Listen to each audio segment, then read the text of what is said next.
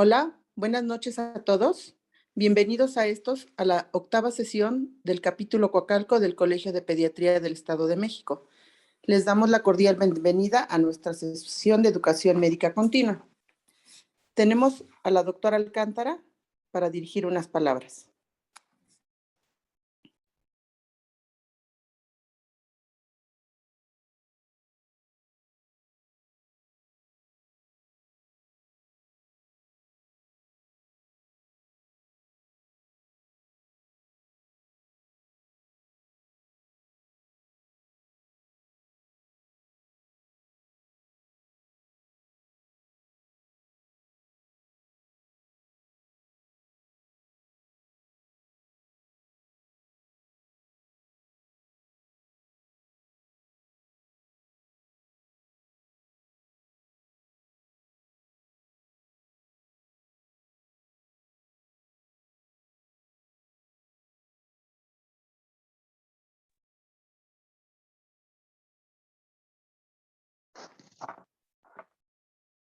Buenas noches, ¿ya me escuchan? Ya, doctora, buenas noches. Gracias. Perdón, es que como cambié de celular, no lo etiqueté, perdón. Sí, gracias, doctora. Sí, perdón también por el video, porque ese sí no lo puedo habilitar, pero de todas maneras, buenas noches, miembros del capítulo Coacalco. Como siempre es un placer participar en estas excelentes sesiones que tiene a bien coordinar la doctora Ana Lilia Gómez. Por mi parte, les doy la más cordial bienvenida en nombre de la doctora Beatriz Archundia, presidenta del colegio. Pues iniciemos esta excelente sesión y le dejo la palabra a doctora Ana Lilia. Gracias, doctora. Pues sí, bienvenidos todos. Hoy tenemos un tema muy interesante que es la hipertensión en niños, la hipertensión arterial. Nos apoya el doctor Alejandro Ismael Cordero Oropesa.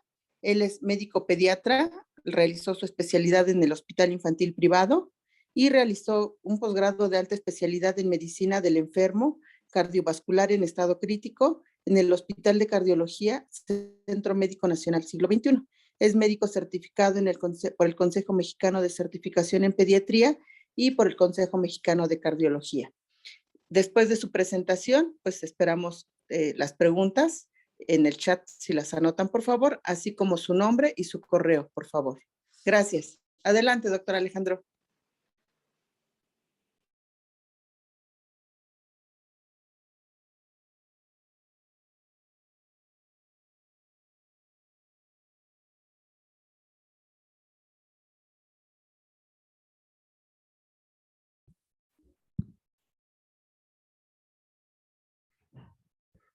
Hola, ¿qué tal? Buenas noches. ¿Sí me escuchan todos correctamente? Sí, doctor, también ya estamos viendo su presentación. Perfecto. Bueno, pues como ya me presentaron amablemente, yo soy Alejandro Cordero, soy pediatra y cardiólogo pediatra. Esta noche vamos a hablar de hipertensión arterial en neonatos, niños y adolescentes.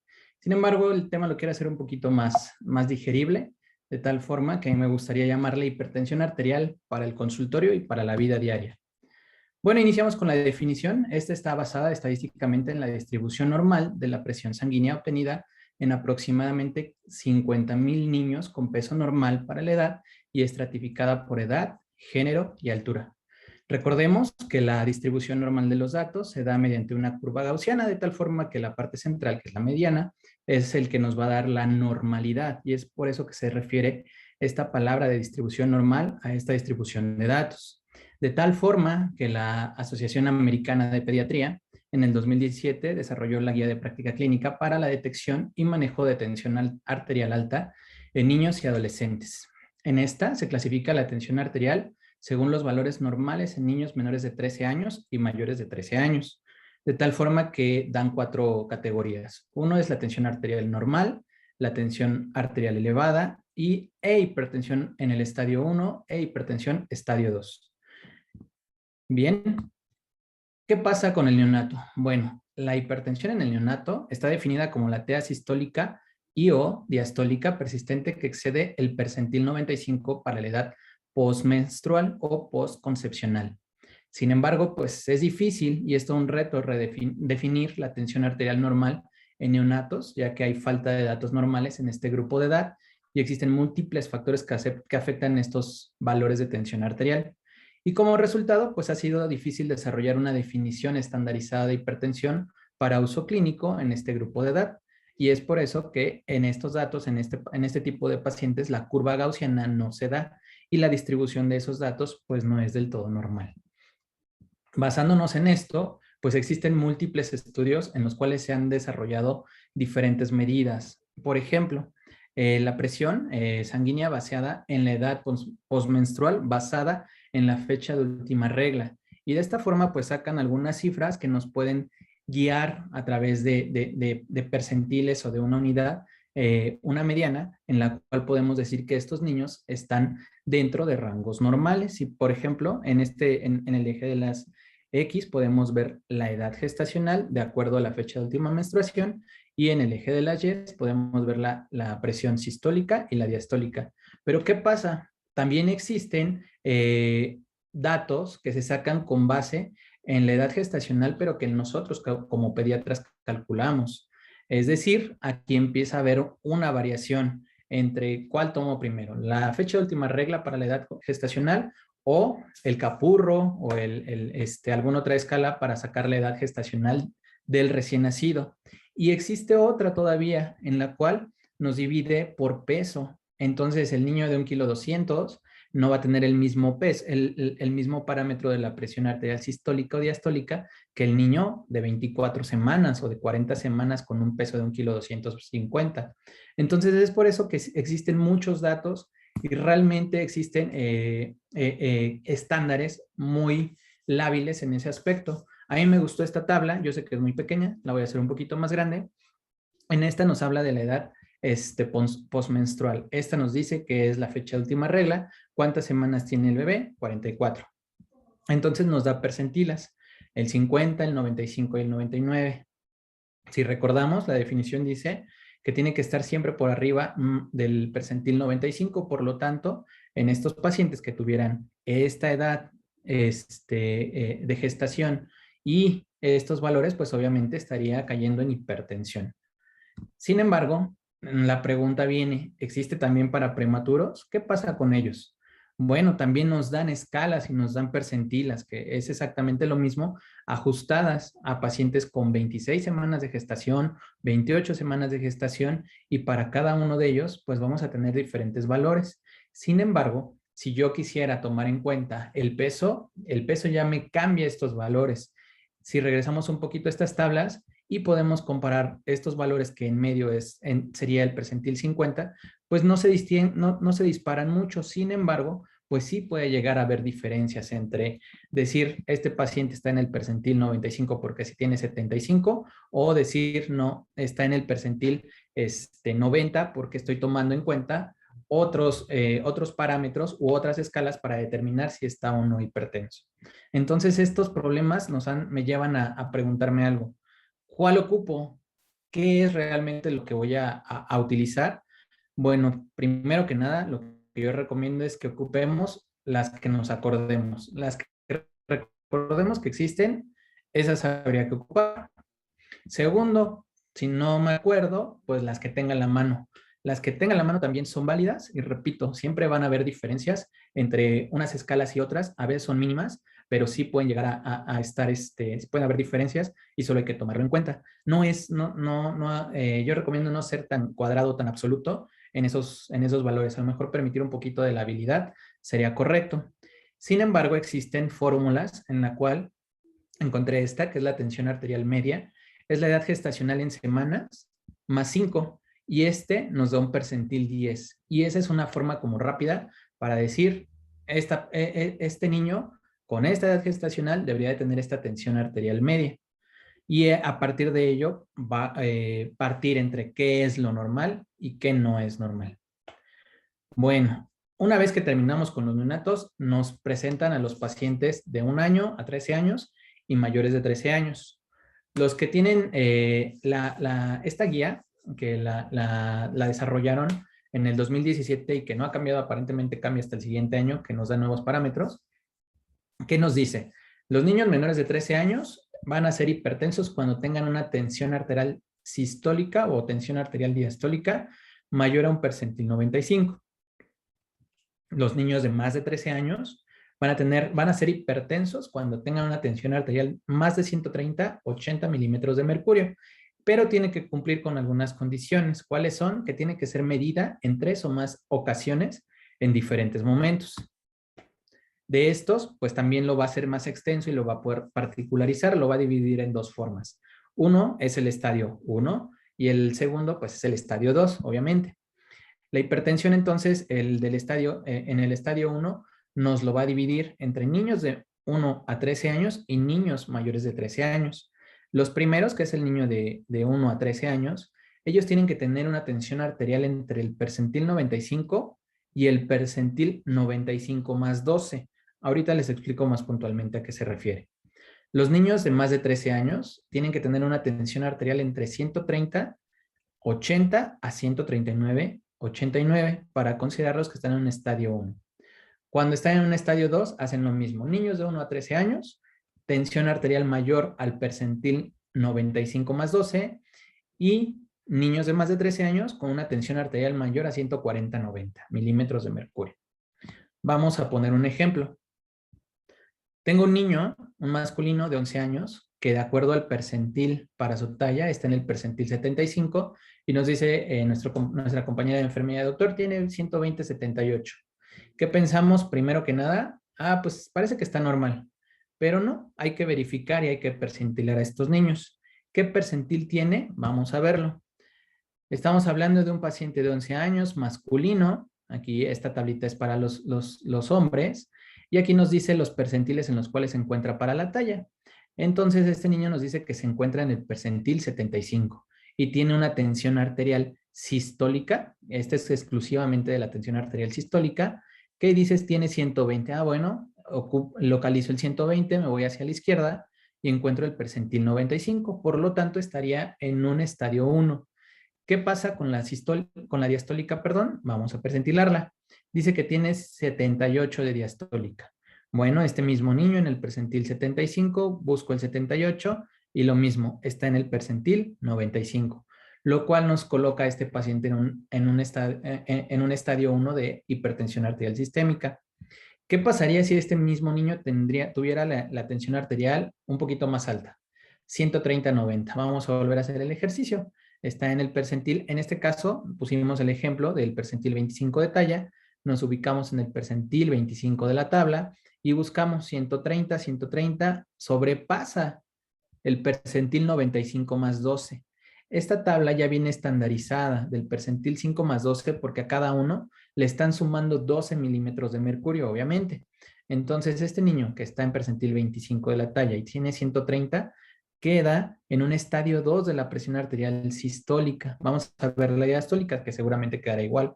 Tiene 90, percentil 25 para la talla, busco el 90 en la tabla, me desplazo hacia la izquierda y efectivamente está por arriba, está justo entre el percentil 95 más 12. Esto quiere decir que se ubica en un estadio 2 de hipertensión. Bueno, ¿y por qué tenemos que hacerle la diferencia entre el estadio 1 y el estadio 2? Me pregunto, bueno, el estadio 1 tiene más tiempo para que se pueda evaluar y no requiere siempre un manejo farmacológico. Otro es que el tratamiento farmacológico solo se presenta o solo se otorga cuando los niños tienen síntomas o tienen daño a un órgano blanco. Y en el estadio 2, este es un estadio de un grado más severo de hipertensión y suele requerir tratamiento urgente, ya sea asintomático o aquellos con síntomas leves, inmediatamente tienen que tener un tratamiento. Y finalmente, estos producen más frecuentemente lesión a un órgano blanco. Bueno, ¿y a quiénes debo de tomarle la TEA? Bueno, a todos aquellos con factores de riesgo. ¿Y cuáles son esos factores de riesgo? Bueno, la guía para la presión arterial elevada, según la Asociación Americana de Pediatría, nos divide los factores de riesgo en 2. Los niños mayores de 3 años y los niños menores de 3 años. Vamos a hablar de los mayores. Bueno, tomar la TEA en todas las consultas de los pacientes con los siguientes factores: obesidad, diabetes tipo 1 o tipo 2, enfermedad renal, antecedentes de coartación de aorta u obstrucción de la misma Y dentro de esta, pues también están los tratamientos con fármacos que nosotros probablemente en algún momento pudimos haber recetado o que viene de algún compañero que le recetó alguno de ellos, como cuál, descongestionantes. ¿Cuántos antihistamínicos vienen combinados con fenilefrina? Pues son algunos y son bastantes, creo yo. Y esto nos puede elevar la tensión arterial, entonces hay que preguntarlo y hay que investigarlo. Medicamentos con cafeína, incluso los propios AINES solitos nos pueden también, o se ha demostrado y se ha asociado a elevación de la tensión arterial. Los glucocorticoides, las drogas estimulantes, como cuál, piracetam, metilfenidato, modafinilo, anticonceptivos hormonales, antidepresivos tricíclicos, anfetaminas e incluso en los adolescentes cocaína. En menores de 3 años, si mi paciente tiene menos de 3 años, ¿qué tengo que hacer? Bueno, igual, tomar la TEA en todas las consultas de seguimiento de los pacientes con los siguientes factores. Vamos a dividirlos. Factores de riesgo perinatales.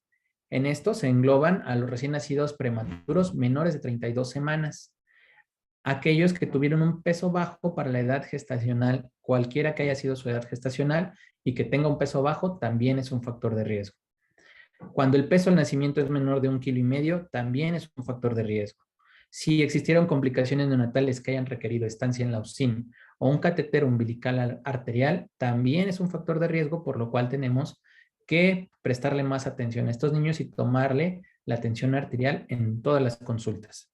Asimismo, infecciones recurrentes del tracto urinario, enfermedad renal o malformaciones urológicas, ya sean hipospadias, doble sistema colector, entre otros, o historia familiar de enfermedad renal congénita, así como evidencia de aumento de la presión intracraneal, cualquiera que haya sido la etiología de esta. Bueno, algo importante, ¿cómo debo de tomar la TEA? Eso es algo que también pareciera que es algo básico y que generalmente se lo dejamos a nuestros compañeros o nuestras compañeras de enfermería, pero a veces ellos pues no siempre es la forma correcta. ¿Qué vamos a hacer? El brazo izquierdo, vamos a delimitar el acromion del hombro izquierdo y el olecranon, que es básicamente lo podemos delimitar con el pliegue interno del codo. De ellos voy a partir arribita, perdón, de 2 dedos o 2 centímetros por arriba del pliegue, voy a colocar lo que es el brazalete. Sin embargo, no lo voy a atar, no lo voy a cerrar, lo voy a calcular de tal forma que hasta donde quede el límite superior de ese brazalete, tengo que medir un área de la circunferencia. ¿Pero qué tengo que medir? No sé si estén viendo mi cámara. ¿Sí tengo prendida la cámara? Sí. Entonces, todos los baumanómetros, les voy a mostrar, tienen por dentro esto que algunos le llaman vejiga o cámara. Esto es lo que viene dentro de todos y cada uno de los baumanómetros. Les voy a sacar uno, que es con el que utilizo. Y por aquí abajito se puede sacar esta cámara. Esta cámara es lo que realmente debemos de medir. Primero tenemos que tomarla de esta forma y este ancho lo tengo que medir alrededor del brazo y tiene que cubrir aproximadamente el 40% de la circunferencia del brazo. Si cubre el 40% o más, ese baumanómetro o ese brazalete es el adecuado para el niño. Y la segunda es que todo el largo de este brazalete, de esta vejiga o de esta cámara, tiene que cubrir más del 80% de la circunferencia del brazo. Si lo cubre, es decir, es un brazalete adecuado para mi paciente. Y bueno, como aquí dice, el ancho de la cámara del manguito debe ser aproximadamente el 40% de la circunferencia de la parte superior del brazo entre el olecrano y el acromion. Y la longitud de la cámara del manguito debe de rodear del 80 mínimo al 100% de la circunferencia de la parte superior del brazo en la misma posición. ¿Qué pasa con los neonatos? ¿Existen diferencias? No, es exactamente la misma medida. En este caso tengo aquí un baumanómetro neonatal y lo mismo, existe dentro de este brazalete, espero lo estén viendo, dentro de este brazalete existe esta cámara y con esta cámara tengo que medir exactamente la parte angosta, más angosta de la cámara, lo tengo que medir alrededor de su bracito. Si esto llega a cubrir el 40% de la circunferencia del brazo, está correcto. Y después tengo que ver la longitud. Si esto cubre el 80% de la circunferencia del brazo, igual es un baumanómetro y es un brazalete adecuado para mi paciente. Es exactamente lo mismo tanto en el niño grande, en el adolescente y en el neonato. ¿Y ahora qué voy a hacer con él? ¿Cómo lo voy a tomar? ¿Cómo lo voy a posicionar? Primero que nada, tengo que ubicar la fosa cubital, que esa ya la ubicamos porque es el pliegue interno del codo. Y con ese tenemos que ponerlo a la altura del hombro y recargado sobre una superficie.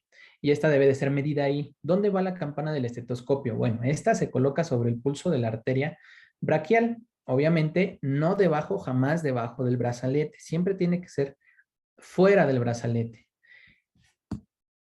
Y recordemos algo importante que a veces se nos pasa. Vamos a tomar la toma de la TA, siempre tiene que ser después de 15 minutos de reposo del paciente, es decir, el niño no puede llegar a nuestro consultorio y la mamá decir, oiga, estoy preocupada, tómale la presión, y el niño está jugando, está corriendo, está saltando y está haciendo, moviéndose como quiere, como todo cualquier y buen niño.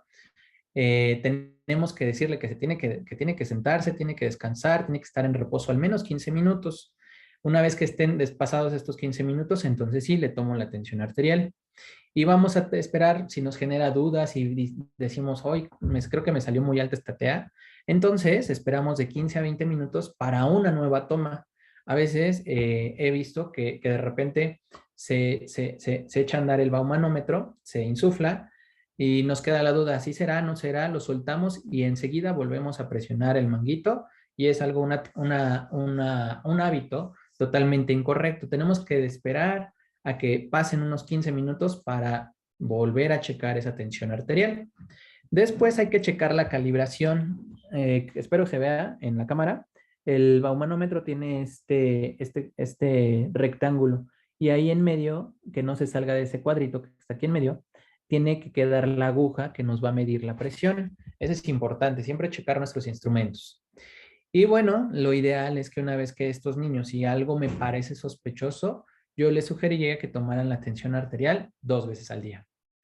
Bueno, y ahora, ¿qué manguito, qué brazalete voy a usar para cada niño o para cada edad o para cada etapa de la vida? Bueno, los lactantes más o menos tienen que medir, perdón, los neonatos de 0 a 28 días tienen que medir 4 centímetros de ancho y aproximadamente 8 centímetros de longitud, ya que el perímetro braquial de un neonato aproximadamente circunda los 10 centímetros. ¿Qué pasa con el lactante? Lo mismo, aquí tenemos un manómetro, un brazalete que más o menos, hay unos que vienen ya marcados para cuánto miden, de qué edades más o menos tienen que ser, y este es el brazalete, tiene que medir más o menos 6 centímetros de ancho y más o menos 12 centímetros de longitud. Para el preescolar y el escolar tiene que ser de 9 de ancho, 18 de longitud y así sucesivamente. Entonces, para cada etapa de la vida va a haber una medida y pues tenemos que irlos adaptando paulatinamente a cada uno de ellos. Como vemos, pues hay diferentes tamaños, hay diferentes medidas. Para nuestras situaciones, pues tenemos baumanómetros aún más pequeñitos, que son para prematuros extremos, para prematuros no tan extremos, para recién nacidos, peso, incluso para recién nacidos que tienen este peso elevado y que a veces el mismo brazalete para el recién nacido que me ocupo para el niño de 2 kilos, no me sirve ya para el de 3,5 o el de 4 kilos, entonces que hay que irse adaptando a cada uno de nuestros pacientes. Encontré casualmente esta imagen en internet en donde incluso existen brazaletes para animales, para caballos, delfines, perros, gatos, conejos, etc. Entonces existe vasta número o cantidad de brazaletes.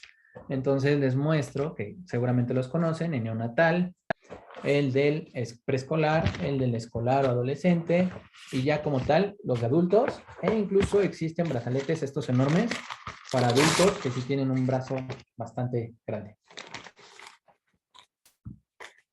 Bueno, y una vez que ya pasamos, ya tomamos bien la presión, ya la aprendimos a medir, ya aprendimos a ver cómo se toman estas tensiones arteriales de forma correcta, entonces nos tenemos que remitir a los percentiles.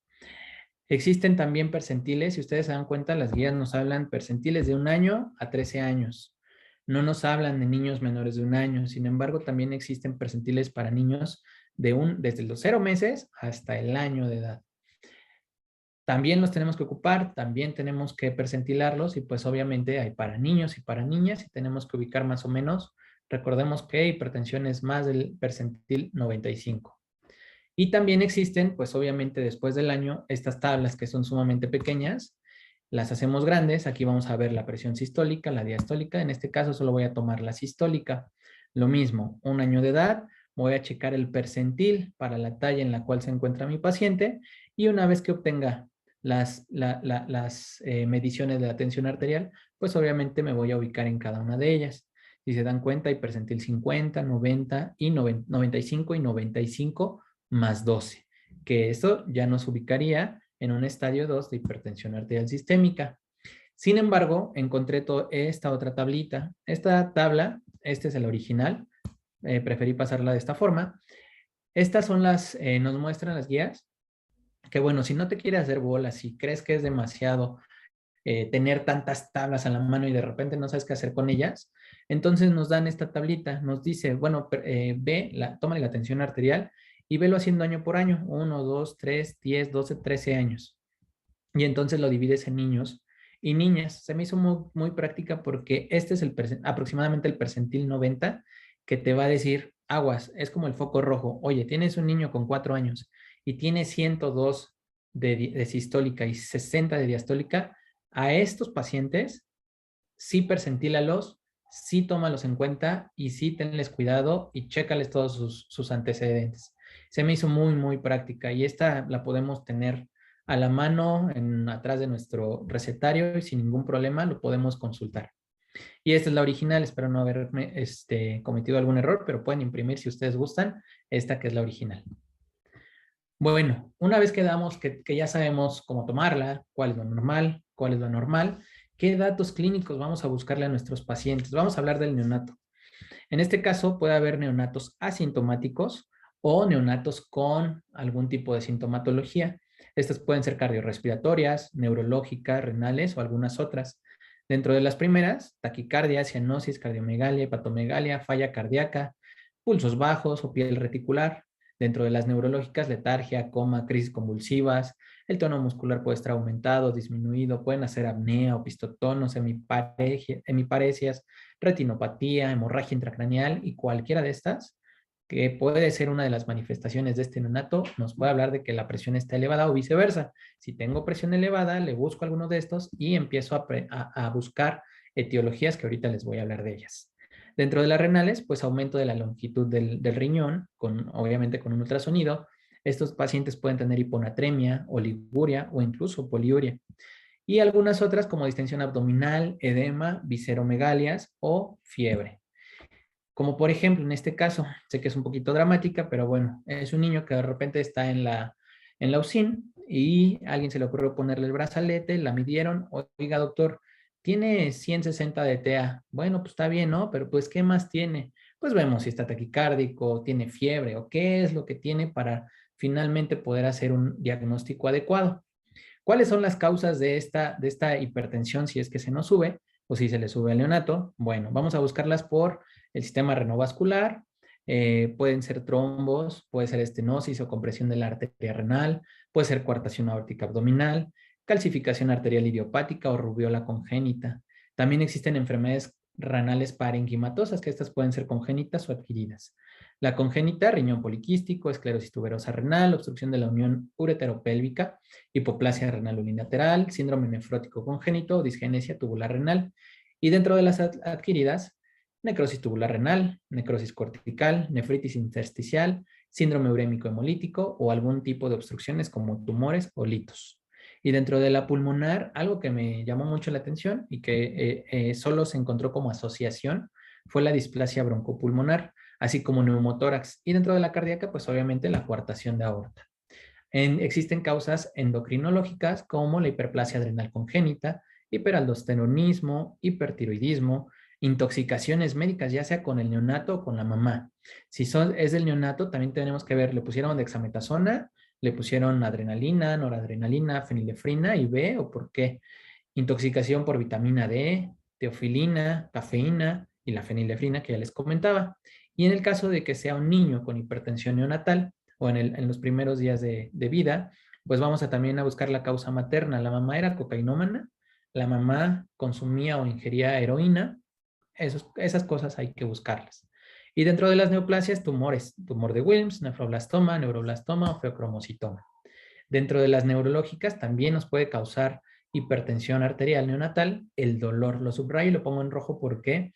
Porque siempre hay que ser muy conscientes del dolor. A un niño que le duele algo, neonato, y que no se puede expresar, taquicárdico y obviamente con elevación de la TA. Y a veces no, se nos olvida un poquito ponerles algo para el dolor. Entonces siempre hay que pensar en el dolor en estos niños porque lo pueden tener y nos puede ser una causa de hipertensión. Otra, hipertensión endocranial, crisis convulsivas, hematoma subdural. Y dentro de las misceláneas, asfixia perinatal, nutrición parenteral, cierre de efectos de la pared abdominal, hipercalcemia, nefrocalcinosis, o pacientes que ya están en el otro extremo, que son los que tienen membrana de oxigenación extracorpórea. Bueno, esto es con el neonato. ¿Y qué pasa con el niño y el adolescente? ¿Cuántas veces no hemos visto niños de esta forma? Hinchados, con la carita toda apagada, pero bien edematizados, la carita casi en luna llena, las extremidades también. Este niño no podía ni abrir los ojitos de tan hinchado que estaba. Siempre, de preferencia, hay que tomar la tensión arterial. ¿Qué vamos a buscarles a ellos y cuáles serían las posibles etiologías de tener hipertensión? Bueno, vamos a irlo viendo poco a poco. De forma general, es un niño obeso, pues obviamente va a tener hipertensión esencial. Si es obesidad troncal, pues podemos pensar en síndrome de Cushing o que recibió terapia con glucocorticoides. Si hay retraso en el crecimiento, pues una enfermedad renal crónica. Siempre tomar los signos vitales. Si está taquicárdico, será porque le habrán dado algún medicamento o porque tiene un tumor como un feocromocitoma, un neuroblastoma, o acaso es hipertiroideo. Y hay algún momento en el cual pues hay que tomar la diferencia de la tensión arterial de las extremidades, tanto superiores como inferiores, como para descartar o confirmar una coartación de aorta. En la cabeza y el cuello hay pacientes que suelen tener una fascia élfica, se las muestro más adelante, y nos hablaría de un síndrome de Williams que también nos puede elevar la tensión arterial sistólica. También si tiene cara en luna llena, sin pensar en síndrome de Cushing, terapia con glucocorticoides, crecimiento tiroideo ovóseo, pues automáticamente hipertiroidismo. Si tienen cuello alado, síndrome de Turner. Si tienen hipertrofia tonsilar, pues hay que pensar incluso en SAOS, ¿no? Son desórdenes respiratorios del sueño y que son cada vez más frecuentes en niños pequeños. Entonces siempre hay que pensar en ello. Vamos a ver los ojos. ¿Existen cambios en la retina? Pues esto sugiere hipertensión severa y etiología secundaria. ¿Existe papiledema? Pues puede ser por secundario el aumento de la presión intracraneana. ¿Cómo vamos a ver la piel? Lo que vamos a ver en la piel, el niño está pálido, está rubicundo. ¿Acaso tiene exceso de catecolamina secundario a un feocromocitoma o neuroblastoma? Hay que preguntárselo. Si tienen acné, hirsutismo, estrías, obviamente síndrome de Cushing o terapia con glucocorticoides. Tienen neurofibromatosis, bastantes manchas de café con leche, pues neurofibromatosis. ¿Tienen algún rash? Pues hay que pensar incluso hasta en una nefritis lúpica, una púrpura de Henoch. Si tienen acantosis nígricas, pues obviamente pensamos en diabetes. Y así sucesivamente a nivel abdominal, si hay un soplo, pues incluso podemos pensar en una enfermedad renovascular. Masas abdominales como hidronefrosis, tumores renales o un neuroblastoma. Y finalmente, si existe, obviamente vamos a ir a ver las extremidades, existen aparatos ortopédicos, seguro le manipularon ortopedia alguna lesión. Si existe asimetría de extremidades, incluso síndrome de Beck-Wiedemann, o si existe artritis, igual púrpura de Henoch o lupus. Si existe debilidad muscular, un hiperaldosteronismo, si existe disminución de la respuesta al dolor, una disautonomía familiar, tenemos que observar los genitales. ¿Tiene genitales ambiguos? ¿Acaso están virilizados? Esto nos puede hacer una hiperplasia adrenal. Si tiene pubertad precoz, incluso hasta un tumor intracraneal. Entonces, siempre hay que tener en mente todas estas patologías o posibles etiologías que nos puede elevar la presión arterial sistémica. Este es el ejemplo de una niña, bueno, una ya mujer, que tiene síndrome de Williams, tiene características muy particulares, se ven muy, sus pómulos son muy resaltados, su mandíbula es muy pequeñita, muy finita, y esta paciente llegó realmente por una crisis de hipertensión arterial y se estudia secundariamente, se estudia el corazón, se hace ecocardiograma y pues sí, tiene efectivamente parte de lo que cumple o lo que conforma el síndrome de Williams. Y ese es otro paciente, siempre hay que verlos de frente. El rabillo del ojo, pues sí, no tiene las orejas o los pabellones auriculares bajitos, están implantados abajo. Él tiene hipertelorismo, tiene cuello corto, tiene cuello alado. Entonces todo eso hay que ver en un paciente y ahora sí vamos a ir al revés. Es decir, lo veo, algo me llama la atención, pues le busco. Ah, no, pues sí tiene también tensión arterial elevada, no, pues apoya mi diagnóstico. Y bueno, una vez que tengo todos estos pacientes, ¿qué les voy a pedir? ¿Qué necesito pedirles? Bueno, aquí me pone el tipo de población y aquí los exámenes que voy a requerir. Todos los pacientes requieren un examen general de orina, química sanguínea, glucosa, urea, creatinina y nitrógeno ureico, electrolitos séricos, un perfil lipídico, tanto de proteínas de alta densidad como de baja, el colesterol total y triglicéridos, así como un ultrasonido renal bilateral en menores de 6 años de edad o aquellos con un examen general de orina o función renal anormal. Oiga, pero todos los pacientes que lleguen les voy a pedir esto, no. Son aquellos con los cuales yo ya estoy sospechando algo, que le he confirmado que tiene la tensión arterial elevada o algo que me esté llamando la atención, a ese paciente le voy a pedir estos exámenes. Y si es un paciente, es un niño o adolescente con obesidad, recordemos un IMC por arriba del percentil 95, ya sea niño o adolescente, su hemoglobina glucosilada y pruebas de función hepática. Y algunos exámenes opcionales basados en la historia clínica y hallazgos a la exploración física y estudios iniciales, dependiendo si estos salen anormales o si la exploración me da para otra cosa, electrocardiograma de ley y radiografía tele de tórax, así como glucosa capilar, perfil tiroideo, un test antidrogas, el antidoping, también en adolescentes sobre todo, y una biometría hemática completa con diferencial y reticulocitos, en especial en pacientes que tienen retraso en el crecimiento. Bueno, ya que lo hice, ya que tengo estos estudios, ¿qué voy a hacer con estos pacientes? No sé, ¿qué tengo que hacer? Bueno, estas guías y algunos otros artículos que estuve consultando llegan en conclusión a que tenemos que hacer esto. Pacientes con tensión arterial normal, pues les vuelvo a tomar la TA en un año. Siempre, siempre, siempre hay que darles consejo médico sobre el estilo de vida, el peso y la nutrición. ¿Le tengo que tomar tensión arterial en extremidades superiores e inferiores? No. ¿Algún estudio especial? Tampoco. ¿Tratamiento le tengo que dar? Tampoco. ¿Lo tengo que referir al subespecialista? Tampoco.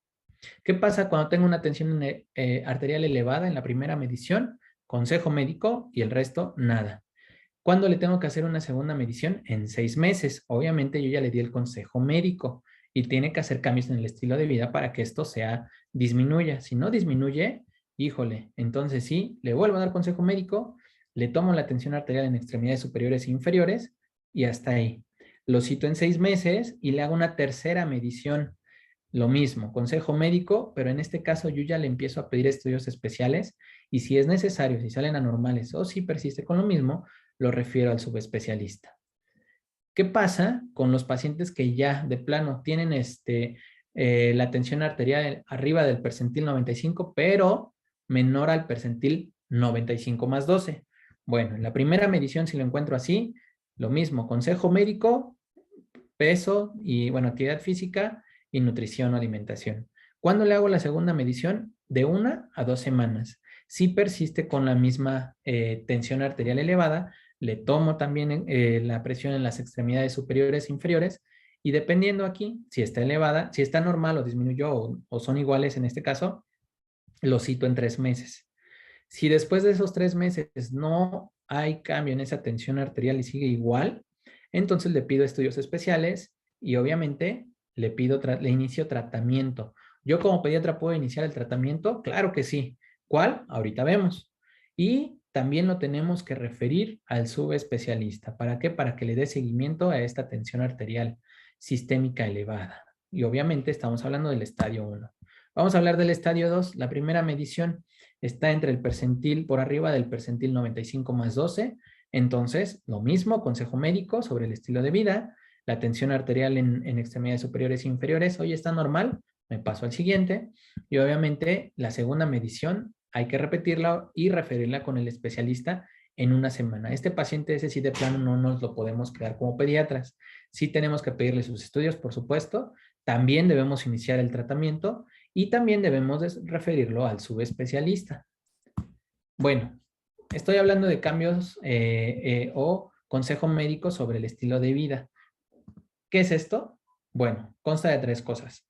La dieta, la actividad física y la reducción del estrés. ¿Qué dice la dieta? Bueno, las guías o esta guía nos dice una dieta DASH. ¿Qué es eso? Se dice así por sus siglas en inglés, Dietary Approach to Stop Hypertension. Esto quiere decir enfoques alimenticios para detener la hipertensión. ¿Y esto qué onda? ¿De qué trata? Bueno, tiene que ser dieta rica en frutas, verduras, lácteos bajos en grasas, cereales integrales, pescado, aves, frutos rojos y carnes rojas magras, con ingesta limitada de azúcar y dulces, junto con ingesta más baja en sodio. Recordemos que el sodio no solo es la sal, son todos los productos que contengan conservadores, ya que el conservador que se utiliza es el sodio. Y un estudio de crecimiento y salud de la National Heart, Lung and Blood Institute siguió a 2,185 niños durante 10 años y en ellos demostraron que consumir más de 2 porciones de lácteos y más de 3 porciones de frutas y verduras al día se asoció con una presión arterial más baja en la infancia y sobre todo, algo súper importante, un 36% menos de riesgo de tensión arterial elevada en la edad adulta temprana. Es muy, muy importante. Desde aquí nosotros como pediatras podemos hacer un cambio en la vida adulta de nuestros pacientes. Sí, por supuesto. Entonces hay que tener esto en cuenta. ¿Y qué pasa con la actividad física? Bueno, como ya todos sabemos, pues la mamá siempre nos dice es que vamos lo voy y lo dejo, regreso, voy al mercado, subo 1000 escaleras. Bueno, es actividad física normal y rutinaria. Existen múltiples estudios que relacionan un aumento de la actividad física con disminución de la TA.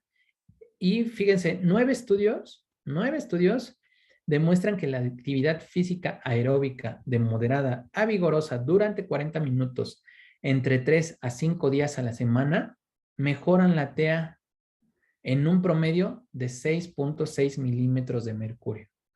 Es súper, súper importante. No lo estoy diciendo yo, no lo dice un estudio, no lo dicen 2 estudios, lo dicen 9 estudios. Niños, ¿y qué dice la NIHA? Bueno, la New York Heart Association, que los niños de más de 2 años pueden hacer actividad moderada al menos 40 minutos al día, entre 3 y 5 días a la semana. Y desde los 2 años, yo estoy ya preparándome para que ese niño no tenga ni sobrepeso, obesidad, y por supuesto tampoco empiece a elevar glucosa y tampoco la tensión arterial. Y bueno, finalmente existen otros estudios que dicen que la combinación de dieta y actividad física tiene un efecto benéfico sobre la TA. Simplemente por hacer actividad física y hacer un poco de dieta o cuidar la alimentación, tiene efecto benéfico sobre la tensión arterial. Eso se me hace sumamente interesante e importante. Y la reducción de estrés. Un niño tiene estrés, por supuesto que lo tiene. Regaños, la pipí, el control de esfínteres. Hay muchas situaciones que a un niño puede generarle estrés. Aquí nos dice, y se refiere más a los escolares y adolescentes, que la meditación y concientización de la respiración demostraron reducción de la tensión arterial sistólica, más o menos 3 a 4 milímetros, y de la diastólica 1 milímetro de mercurio. Solo con meditar y hacernos conscientes de la respiración. Eso sí, eso a mí me parece muy sorprendente, es bastante bueno y habría que promoverlo. Y también existen datos escasos que con yoga se puede lograr esto. Hay poca, demuestra ser útil, sí, pero es poca la evidencia que tenemos de este tipo de ejercicio, pero bueno, hay que tomarlo en cuenta. Entonces, estos son los cambios en el estilo de vida que podemos recomendar. Ahora viene un poquito lo complejo. ¿Cuál es el tratamiento médico? ¿Con qué debo de iniciar? ¿Lo puedo dar en neonatos? ¿Lo puedo dar en adolescentes? Vamos a verlo. Bueno, la primera línea del tratamiento, YECA, inhibidores de la enzima convertidora de aldosterona. Este tipo de pacientes van a poder, o este tipo de fármacos, perdón, tienen contraindicaciones. Uno es el embarazo y angioedema, efectos adversos tos, cefalea, mareo o astenia, y los efectos adversos severos, hipercalemia, lesión renal aguda, angioedema, y si están embarazadas, pues toxicidad fetal. El captopril como número 1, en lactantes, las dosis iniciales de 0.05 miligramos por kilo por dosis, máximo 6 miligramos kilodosis, cada 24, cada 12, cada 8 o incluso hasta cada 6 horas. Bajo esta dosis y en lactantes no hay ningún problema. También en preescolares y adultos, y escolares, disculpen, hasta 0.5 miligramos por kilo por dosis, la misma dosis máxima, y esta sí nos dice cada 8 horas. Sin embargo, ¿qué pasa con los neonatos? No sale aquí que le debamos dar captopril. Sin embargo, sí existen estudios que pueden y dicen que se puede dar captopril, sí. E incluso aquí el enalapril nos dice en pacientes mayores de 1 mes. Y después se va hasta después de los 6 años sin ningún problema. Pero aquí básicamente hacen énfasis en pacientes mayores de un mes. La dosis inicial 0.08 kilodía hasta 5 miligramos por día y la máxima, la dosis máxima 0.6 kilodía hasta 40 miligramos por día. ¿Y esto cada cuánto? Cada 12 horas. Existen otros fármacos en el mercado. Obviamente en Estados Unidos hay más fármacos, hay como 4 más. No los puse porque en México realmente no existen en México. Sin embargo, sí existe el lisinopril y sí existe ramipril. ¿Se pueden iniciar en estos pacientes? Claro, mayores de 6 años. Con el ramipril aún no hay tantos estudios, entonces lo dejan como valóralo. Y obviamente inicia si tienes captopril o enalapril, pues no utilices ramipril, pero te lo deja en duda. El lisinopril, pues obviamente en más de 6 años, aquí está la dosis y se da cada 24 horas. ¿Qué otros medicamentos? Los ARA-2. En este caso está contraindicado en el embarazo, tiene efectos adversos como cefalea o mareo y los efectos adversos severos, hipercalemia, lesión renal aguda y también toxicidad fetal. Lo mismo, hay más ARA-2, por supuesto. Yo solo puse los que existen en México y los que se pueden manejar, como el candesartán, irbesartán, losartán y valsartán.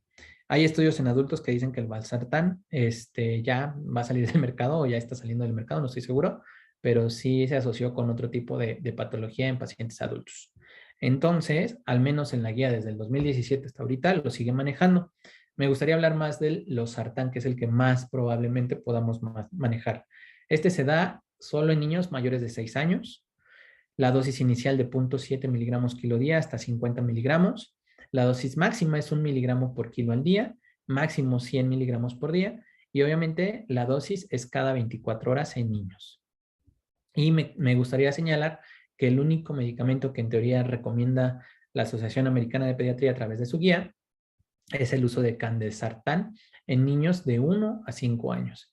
Y viene aquí la dosis 0.02 miligramos por kilo por día hasta 4 miligramos al día y la dosis máxima 0.4 kilo día hasta 16 miligramos por día cada 12 horas.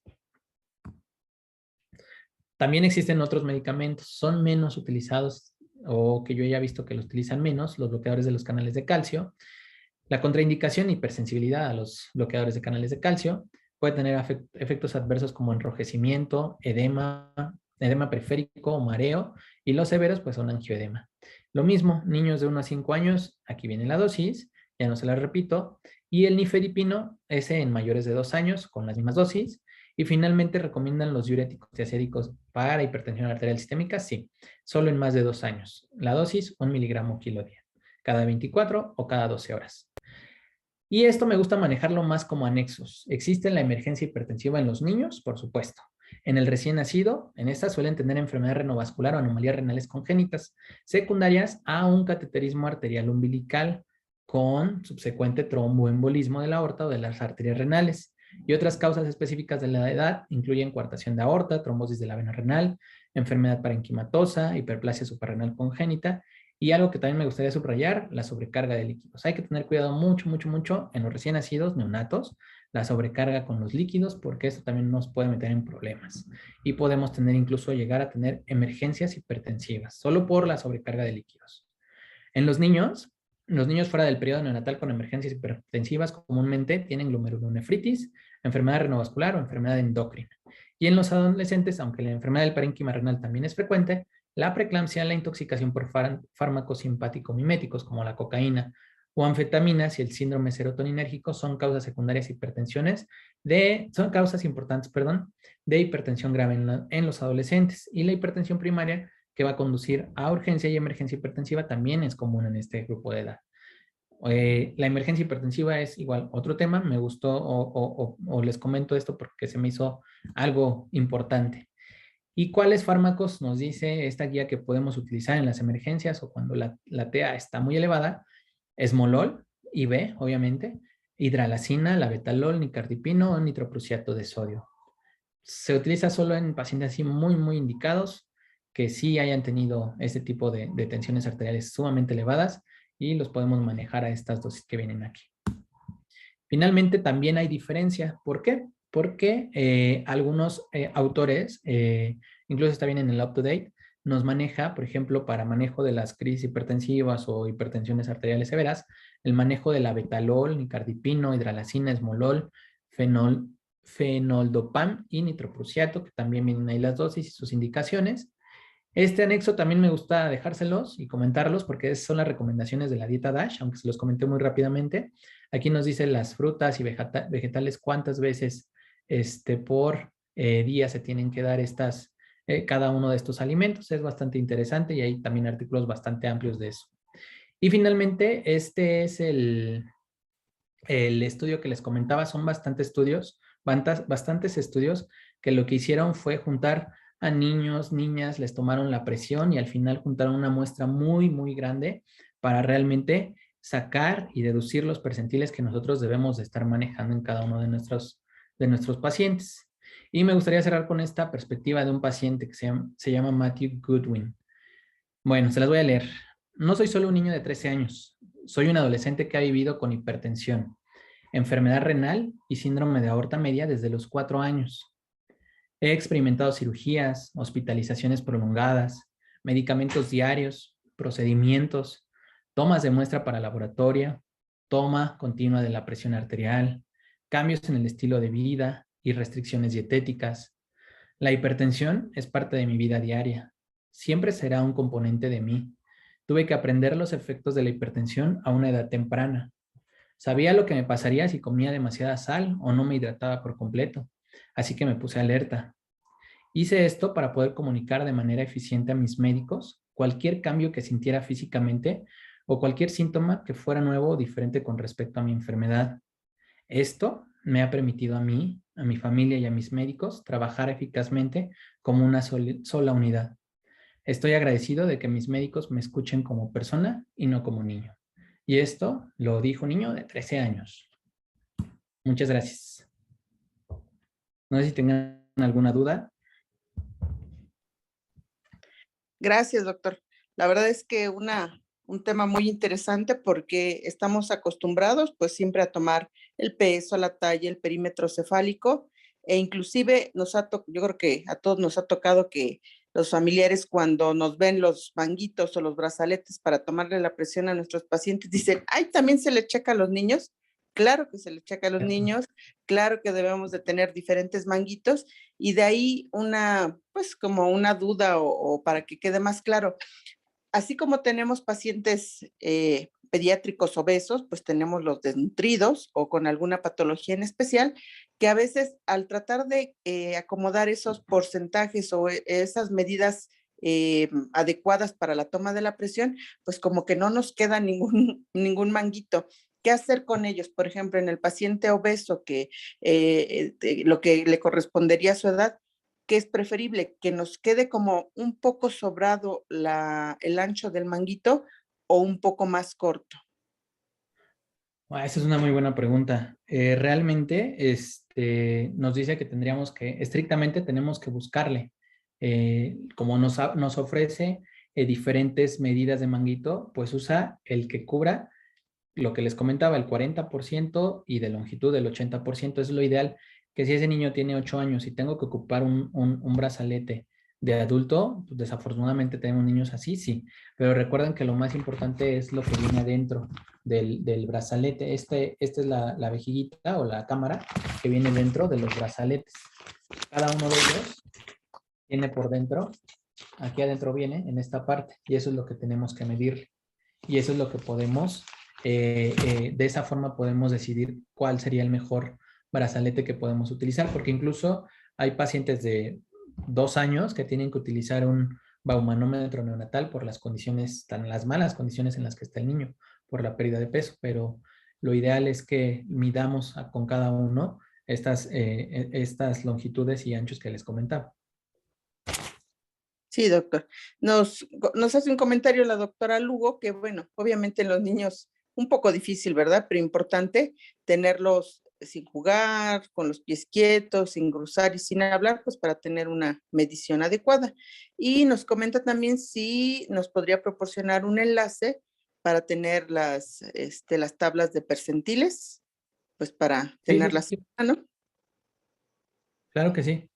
Ok, y nos dice que en dado de, bueno, eso ya lo contestó durante la sesión, que cuáles serían los medicamentos de primera elección, como nosotros como pediatras para iniciarlo, mientras llega con el especialista. tiene felicitaciones. Creo que todos estamos de acuerdo que es una excelente conferencia. Y nos pregunta la doctora Magda Muñoz Brito que si la dosis de fármaco antihipertensivo, por ejemplo, en el adolescente obeso, se indicaría ya como una dosis de adulto. Muy buena observación y muy buena, es un muy buen tema. Es difícil también porque estrictamente te dicen que tiene que ser con el peso ideal. En teoría, si tiene, un decir, 10 años y tiene que pesar 50 kilos y pesa 80, pues yo en teoría le tendría que calcular la dosis a esos 50 kilos y no a los 80 que realmente está pesando. Sin embargo, existen estudios que te dicen después de 40 kilos, utiliza ya las dosis casi de un adulto. ¿Por qué? Tenemos las tablitas que nos puede dar el máximo, la dosis máxima que podemos utilizar al día. Entonces hay veces que esas dosis sobrepasan, después de los 40 kilos van a sobrepasar esa dosis máxima. Entonces, ¿qué tenemos? Pues los niños que pesan menores de 40 kilos, bueno, que deberían de pesar menos de 40 kilos, si tiene 8 años y pesa 50 kilos, se lo tengo que calcular al peso ideal que debe de tener para su edad y su talla. Esa sería como la respuesta más concreta. Ok, nos siguen comentando, excelente ponencia, muy completa, felicidades. Y nos preguntan, las mediciones en extremidades superiores o inferiores, según la edad, ¿mantiene la misma relación con respecto a los percentiles? No, de hecho, debe de haber una variación, una diferencia de presiones no mayor a 10 milímetros de mercurio. ¿Esto qué quiere decir? Que si tengo más de 10 de diferencial, obviamente eso ya es anormal. Y esto quiere decir que tengo los percentiles que se llevaron a cabo aquí, en estas tablas y en casi todas, es siempre en los brazos, en un brazo, en el brazo izquierdo. Sin embargo, tenemos, por esta referencia que nos dan algunos artículos o algunas literaturas, que no debe de ser una diferencia entre las superiores y las inferiores mayor a 10, podemos basarnos un poquito u holgarnos. Si tenemos, por ejemplo, si el percentil 95 en el brazo izquierdo es de 95, bueno, le tomo la pierna y en la pierna no debe de sobrepasar los 105 milímetros de mercurio. Y podemos seguir considerando que esa medida puede estar cercana a lo que se referencia a nivel de los brazos. No sé si me explico. Sí, sí, doctor, gracias. Ok. Ok. Y excelente ponencia, felicidades. Y la doctora Elizabeth López nos pregunta que si en pacientes con hipertiroidismo, parece ser que sí es hipertiroidismo, ¿hay alguna recomendación especial en los fármacos para la hipertensión? Hoy se corta un poquito su voz, ya no le entendí la pregunta. Me escribe que si en pacientes con hipertiroidismo hay alguna recomendación especial, dice en la farmacia para la hipertensión, ha de ser en los fármacos para la hipertensión. Ah, ok. ¿Alguna No, situación especial? no, realmente no. Todos estos pacientes se manejan básicamente igual, con base obviamente en los percentiles. Entonces tienen este hipertiroidismo, obviamente lo inicial es tratar la causa que lo está desencadenando. Pues obviamente tendría que recibir su tratamiento con metamizol o con yodo radioactivo, no lo sé. Y de forma secundaria, iniciarle el tratamiento para la hipertensión y posteriormente, una vez que se controle el problema de base, tenemos que ir retirando los fármacos que le iniciamos para la hipertensión. Ok, gracias, doctor. Y nos pregunta si ahorita en época de pandemia ha aumentado los casos de hipertensión, ya sea por estrés, por ansiedad o inclusive por la misma obesidad, ¿no? Ok, esa es la pregunta. ¿Si ha aumentado casos de hipertensión? ¿Usted ha visto más casos? No, realmente no he leído algo al respecto de que sepa que haya aumentado por todo lo de la pandemia, no. Supongo, y esa es su posición, que sí debió de haber aumentado, sí se deben de registrar mayores casos, pero no está asentado, no tengo evidencia de ello. Ok, doctor. Creo que son todas las preguntas. Le agradezco a nombre de Capítulo Coacalco el que nos haya apoyado en esta sesión. Yo creo que un poquito como el comentario de la doctora Magda Muñoz, tal vez no los estamos viendo a esos pequeños que ya están hipertensos porque muchos no están acudiendo a consulta. Pero bueno, yo creo que la tarea que nos llevamos a casa, todos los que estamos aquí, es que pues estemos alertas que, así como usted lo marcó, en qué pacientes hay que tomar la tensión arterial, pues prácticamente entre los pequeños para la edad gestacional y entre los obesos, pues ya llevamos un buen porcentaje de nuestra población. Entonces yo creo que a todos prácticamente hay que tomarles y estar muy alerta de algún dato pivote que nos pueda hacer en forma inversa sospechar de ello, ¿no? Y nos preguntan si pudieran Ay, se corta la voz. en el chat sus datos a los pacientes para sí, si nos puede anotar en el chat su dato, su correo para poder compartirle experiencias o referirle pacientes. De acuerdo, sí, doctora, enseguida lo hago. Sí, por favor, doctor. Y bueno, no nos resta más que dar las gracias y los esperamos para el día 14 de septiembre con el tema de salud ginecológica en pediatría. Y les recuerdo que estas sesiones se suben al canal de YouTube del Colegio de Pediatría del Estado, por quien no haya alcanzado toda la sesión que estuvo excelente. Y bueno, ahí la podemos repetir nuevamente. Muchísimas gracias a todos. Buenas noches. Buenas noches.